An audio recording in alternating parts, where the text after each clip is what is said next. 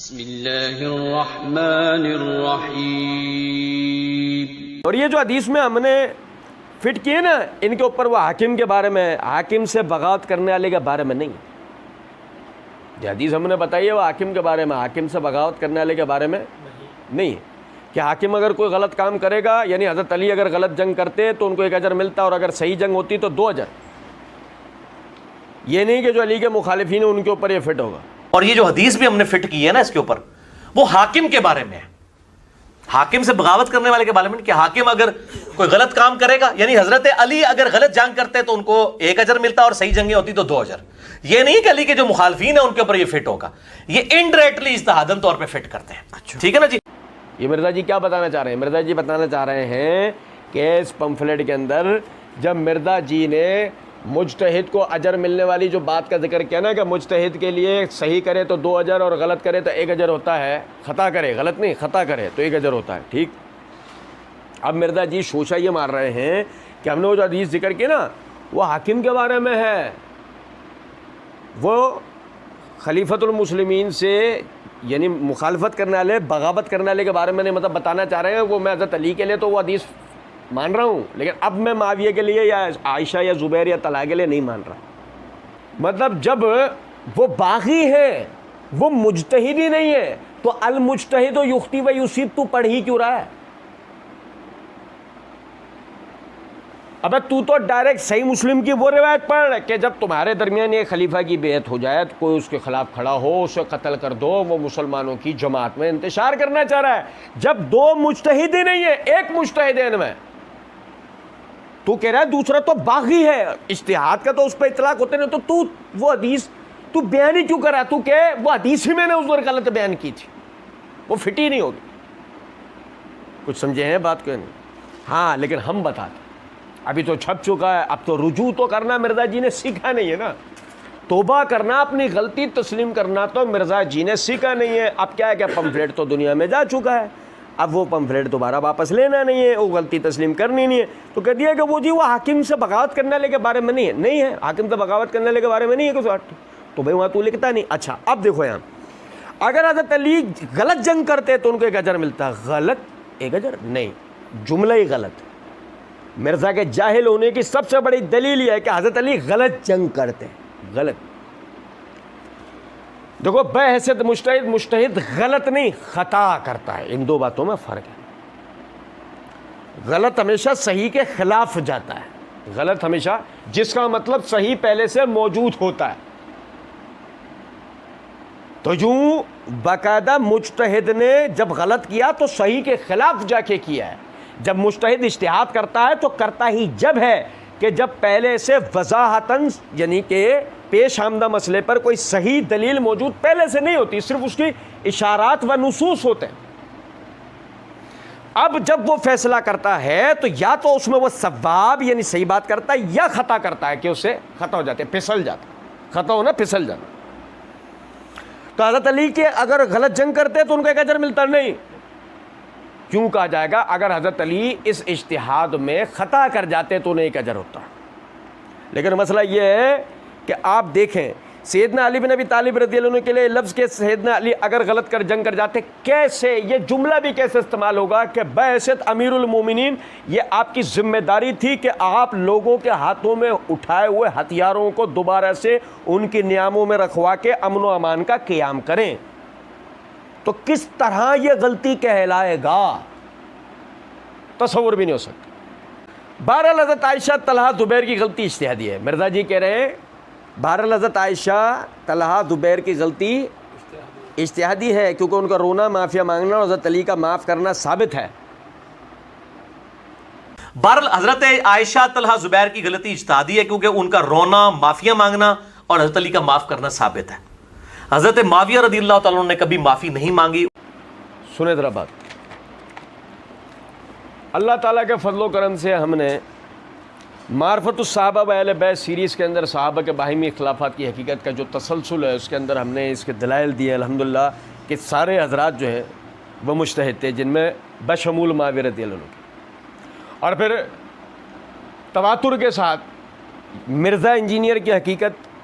کے عنوان سے جو ہماری ویڈیوز ہیں ان میں ہم نے بہت سے مقامات پر مرزا نے جو ان حضرات کے نام سے یہ اعتراضات اٹھائے، اللہ کے فضل و کرم سے ہم نے اس کے جوابات دیے، اور اس میں سے بعض کے تو اب کلپس بھی علیحدہ سے بن چکے ہیں، لیکن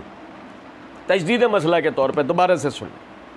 کہتے ہیں کہ بہرحال حضرت عائشہ طلاق زبیر کی غلطی اجتہادی ہے، کیونکہ ان کا رونا معافیا منگنا حضرت علی کا معاف کرنا ثابت۔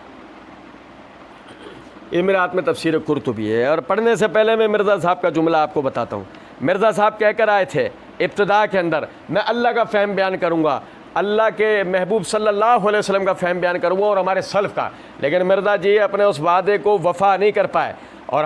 دیکھیں ذرا بات، ہم جو بات کر رہے ہیں اس کے لیے سلف ہمارے ساتھ کھڑے ہیں۔ یہ میرے ہاتھ میں تفسیر قرطبی ہے، جلد نمبر 8 کا صفحہ نمبر 708 ہے۔ امام قرطبی رحمۃ اللہ علیہ فرماتے ہیں، میں کہتا ہوں ان کے درمیان جو جنگ واقع ہوئی اس کا سبب بھی یہی قول تھا۔ جلیل القدر علماء کہتے ہیں کہ بصرہ میں ان کے درمیان جو واقع ہوا وہ جنگ کے ارادے سے نہ ہوا تھا بلکہ اچانک ہوا تھا۔ ہر ایک فریق نے اپنا دفاع کیا کیونکہ اس کا گمان یہ تھا کہ دوسرے فریق نے اس کے ساتھ دھوکہ کیا ہے، کیونکہ معاملہ ان کے درمیان منظم ہو چکا تھا، صلح مکمل ہو چکی تھی، باہم رضامندی سے وہ ابھی علیحدہ ہونے ہی والے تھے۔ سیدنا عثمان غنی رضی اللہ تعالیٰ عنہ کے قاتلین کو خوف ہوا کہ انہیں پکڑ لیا جائے گا اور ان کو گھیر لیا جائے گا۔ وہ اکٹھے ہوئے، باہم مشاورت کی اور اختلاف کیا، پھر ان کی اس رائے پر ان کا اتفاق ہوا کہ وہ دو فریقوں کے اندر بٹ جائیں، سیدنا علی کے لشکر میں اور سیدہ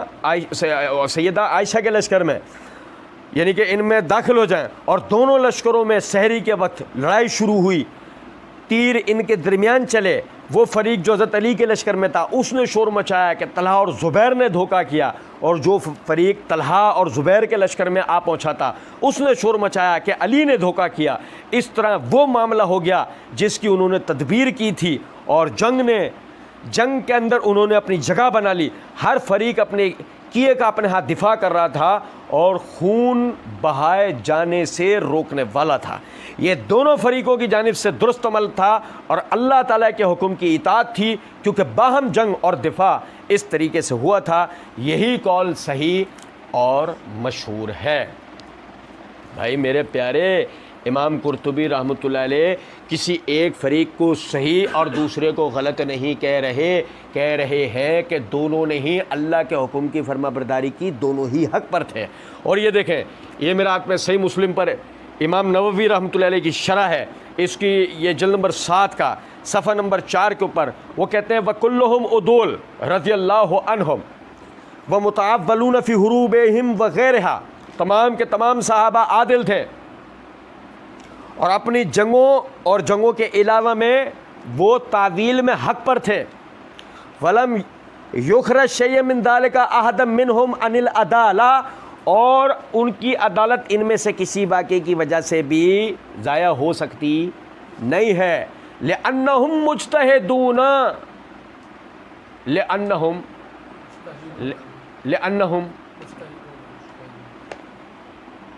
کیل پہ اوپر ہتھوڑی پڑنے کی آواز سنو، لِأَنَّهُمْ مُجْتَهِدُونَ، کیل ٹھوکی جا رہی ہے مرزا صاحب کے تابوت میں، لِأَنَّهُمْ مُجْتَهِدُونَ، ایک اجتہاد پہ تھا، اس کے دوسرے تو باغی تھے، لِأَنَّهُمْ مُجْتَهِدُونَ اختلافوا فی مسائل من محل الاجتہاد، اختلاف ان کا جو مسائل میں ہوا وہ اجتہاد کے رستے سے ہوا ہے۔ کما یختلف المجتہدون بعضهم فی مسائل عن الدماء وغیرہ، جیسے ان کے بعد کے مجتہدین میں بھی قتل و غارت اور دیت وغیرہ اور قصاص کے مسائل میں آپس میں اختلاف ہوا ہے، امام ابو حنیفہ، امام شافعی وغیرہ میں۔ ولا يلزم من ذلك نقص احد منهم، اور یہ وہ باتیں نہیں ہیں جن کی وجہ سے ہم ان میں سے کسی کی ذات میں نقص بیان کریں۔ بھائی میرے پیارے، ایک غلطی پہ اور دوسرا ایک صحیح پہ اور دوسرا باغی، نعوذ باللہ، یہ سلف کا منہج بال اتفاق ہے، سلف کا منہج نہیں ہے یہ، آپ بات سمجھیں۔ یہ میرے ہاتھ میں فتح الباری ہے، جلد نمبر 14 ہے، صفحہ نمبر 29 اور 30 ہے۔ امام حافظ ابن حجر رحمۃ اللہ علیہ فرماتے ہیں وَاتَّفَقُوا أَهْلُ السُّنَّةِ وَاتَّفَقُوا أَهْلُ السُّنَّةِ،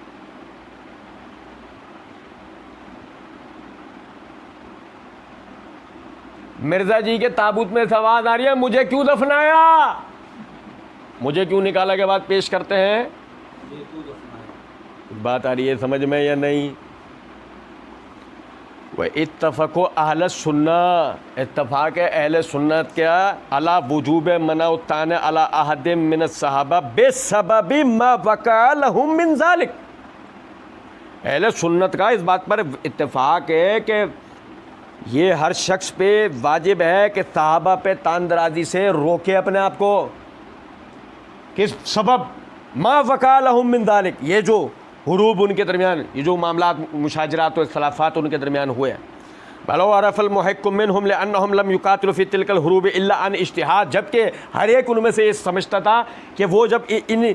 مشاجرات میں ان جنگوں کے اندر وہ اجتہاد کے راستے سے یہ کام کر رہا ہے، وہ اپنے اجتہاد کے اوپر رہتے ہوئے یہ کام کر رہا تھا۔ وقد عفا اللہ تعالی عن المخطی فی الاجتہاد، اور اللہ نے اس اجتہاد میں خطا کرنے والوں سے درگزر کر دی ہے،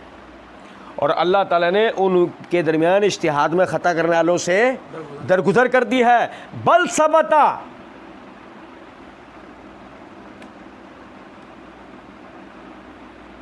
مرزا جی کے گھر والے گیٹ پہ کھڑے ہوئے رو رہے ہیں، ہائے ایسے کیوں دفنا دیا؟ سنو ذرا بات کو۔ بل ثبتا انہ یوجر اجرا واحدا وان المصیب یوجر اجرین، بلکہ ثابت تو یہ بات ہے کہ ان میں سے ایک کو ایک اجر ملے گا، اور جو مسیب تھا، جو راہ ثواب پہ تھا، اپنے اجتہاد میں سے دو اجر ملیں گے، علی کو 2 اجر اور معاویہ کو 1 اجر ملے گا۔ اور سنیں یار ذرا بات کو، مرزا کہہ رہا ہے، مرزا کیا کہہ رہا ہے؟ باقی ہم کیا کہہ رہے ہیں؟ ہم یہ بات ہی نہیں کر رہے، ہم حدیث ان کے لیے سنا ہی نہیں، تو اس لیے سنا تمہارا اہل سنت سے تعلق نہیں تھا، چوچو۔ وَاتَّفَقُوا اہل السنہ، اہل سنت کا تو اس پر اتفاق ہے۔ اور سنیں، مرزا جی نے کب کہا ہے تبری کھولیں نا، تبری، ایسے ہی ابن کثیر، یہ لو، یہ تاریخ ابن کثیر کی جلد نمبر 8 کا صفحہ نمبر 546 کے اوپر حافظ ابن کثیر رحمۃ اللہ علیہ فرماتے ہیں، جس طرح رسول اللہ صلی اللہ علیہ وسلم نے خبر دی تھی اس طرح واقع ہو چکی ہے، اور اس میں اہل شام اور اہل عراق دونوں گروہوں کے مسلمان ہونے کا حکم موجود ہے، نہ کہ جیسے رافضی فرقہ اور جاہل کمینے لوگ اہل شام کی تکفیر کرتے ہیں۔ ایک لفظ بھی میرا ہو تو جو چور کا حال وہ میرا،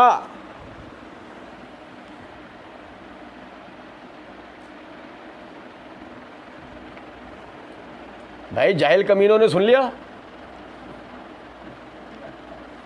میرا ایک لفظ نہیں ہے، ہاں جو جاہل کمینے ان کے لیے بولا گیا ہے۔ سنو ذرا بات،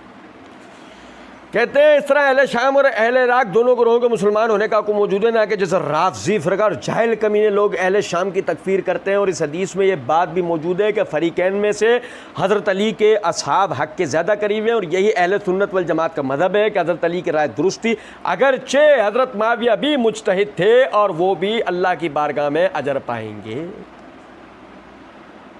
نہیں خطا پہ تھے، باقی نہیں سمجھے ہو، یہ ہے اہل سنت کا منہج۔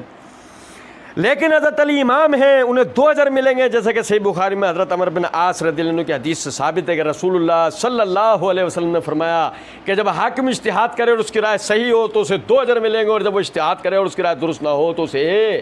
1 اجر ملے گا۔ دیکھو حدیث بھی وہی، جب مرزا جی کہتے ہیں وہ ہم نے اس وقت سنا دی تو ہمارا اجتہاد غلط تھا، آج جو ہے ہم یہ کہتے ہیں کہ اس حدیث سے مراد صرف علی کا لشکر ہے، باقی معاویہ والے تباغی تھے۔ حافظ ابن کثیر کہتے ہیں کہ اس حدیث سے مراد علی اور معاویہ دونوں ہیں۔ اور ذرا دیکھیں اب آ گئی پولیس، اور پولیس نے قبرستان کے گیٹ کو خالی کروانا شروع کر دیا، مرزا جی کے لواحقین بھاگ رہے ہیں۔ سنو ذرا بات کو، بولا بس ٹھیک ہے دفنا دیا، ختم ہو گیا مسئلہ، یہ مقدمہ ابن خلدون ہے،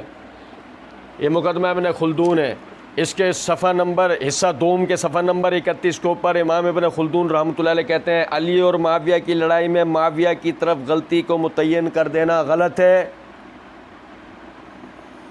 علی و معاویہ کی لڑائی میں معاویہ کی طرف غلطی کو متعین کر دینا غلط ہے، کیونکہ اجماع کا جو یہ فیصلہ ہے کہ اجتہاد میں صحیح و غلط دونوں کا احتمال ہوتا ہے، تم نے صرف غلط کا انتصاب کیسے کر دیا ہے؟ یعنی یہ میرے الفاظ ہیں، جب تم ایک طرف مجتہد بھی کہہ رہے ہو، ایک طرف تم کہہ رہے ہو اجتہاد میں خطا کر گئے وہ، تو پھر صریحاً غلط کیسے کہہ رہے ہو؟ سنیں ذرا بات، کہتے ہیں کہ علی اور معاویہ کی لڑائی میں معاویہ کی طرف غلطی کو متعین کر دینا غلط ہے، کیونکہ اجماع کا جو یہ فیصلہ ہے کہ اجتہاد میں صحیح و غلط دونوں کا احتمال ہوتا ہے، غلطی کے تعین کی صورت میں یہ تو باقی نہیں رہے گا۔ اللہ تعالیٰ کے فضل و کرم سے اہل سنت کا منہج و مسلک یہ ہے کہ صحابہ کرام رضوان اللہ علیہم اجمعین